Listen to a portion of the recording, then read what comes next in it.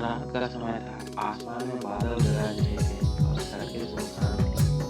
शहर के सबसे बड़े सरकारी अस्पताल के बाहर एक बूढ़ा आदमी भीगी जमीन पर बैठा था।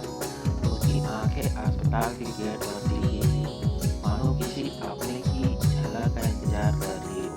हाथ में फटी हुई चप्पल, बदन पर पुराना जूता और माथे पर चिंता की गहरी लकीरें। ठंडी हवा में भी उसका पसीना नहीं रुक रहा था। उसका बेटा आशीष एक एक्सीडेंट में बुरी तरह घायल हो गया था। उसे तुरंत ऑपरेशन की जरूरत थी, पर डॉक्टरों ने कहा खर्च ज्यादा होगा, खून की जरूरत होगी, इंतजाम जल्दी करना होगा।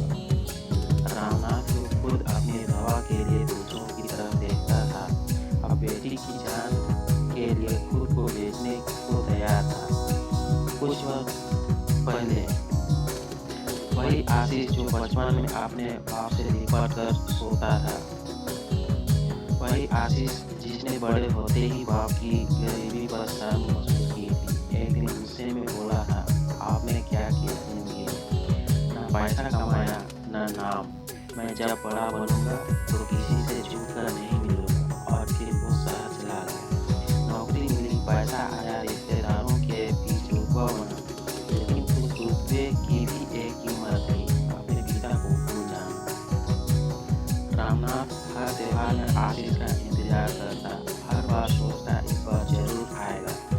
मोहल्ले वालों को दिखाने के लिए मिठाई का डिब्बा लाकर रखता, लेकिन हर बार वो डिब्बा सूखा ही रहता। गांव के एक कोने में वो बूढ़ा बाप अपने बेटे की कामयाबी का बस नाम सुनता रहा, पर चेहरा नहीं देख पाया। और आज जब मौत आशीष के दरवाजे पर खड़ी थी, रामनाथ फिर भी वही कर रहा था, बिना कुछ मांगे, बिना कोई शिकायत किए, बस उसके लिए दौड़ रहा था। उसने डॉक्टर से कहा, बेटा बचा लो, मेरी जान भी चाहिए तो ले लो, बस मेरा बेटा बच जाए।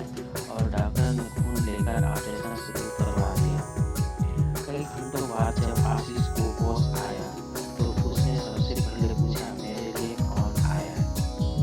डॉक्टर ने मुस्कुराते हुए कहा, वो आया है जिसे तुमने सालों से देखा नहीं है, पर जिसने तुम्हें बिना देखे ही हर दिन याद किया, वो जिसकी फोटो तुमने फ्रेम से हटा दी थी, वो जिसे तुमने गरीब समझकर छोड़ा था, लेकिन आज उसी के खून से तुम्हारे